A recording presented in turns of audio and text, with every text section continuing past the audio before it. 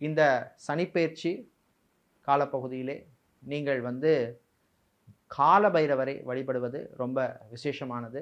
காலபைரவரை அஷ்டமி திதியிலேயோ அல்லது பரணி நட்சத்திரம் வருகின்ற நாட்களிலோ அல்லது ஞாயிற்றுக்கிழமைகளிலோ வழிபடுவது ரொம்ப விசேஷமானது.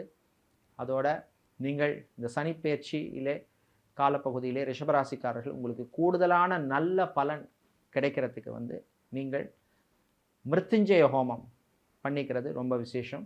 அந்த மிருத்யுஞ்சய ஹோமத்தை உங்களுடைய ஜென்ம நட்சத்திர நாளிலே பண்ணிக்கங்க. நிச்சயமாக கூடுதல் நல்ல பலன்கள் கிடைக்கும். இந்த சனிப்பெயர்ச்சியானது ரிஷபராசிக்காரர்களுக்கு 80% நல்ல பலனை கொடுக்கும், 20% தீய பலனை கொடுக்கும். இதெல்லாம் உங்களுடைய ஜாதகத்தை வச்சு தான் இது கூடுமா குறையுமாங்கிறத சொல்ல முடியும். இந்த சனிப்பெயர்ச்சியானது ரிஷபராசிக்காரர்களுக்கு ஒரு அற்புதமான பயிற்சியாக இருக்க இறைவனை பிரார்த்தனை செய்து கொள்கின்றோம். நன்றி.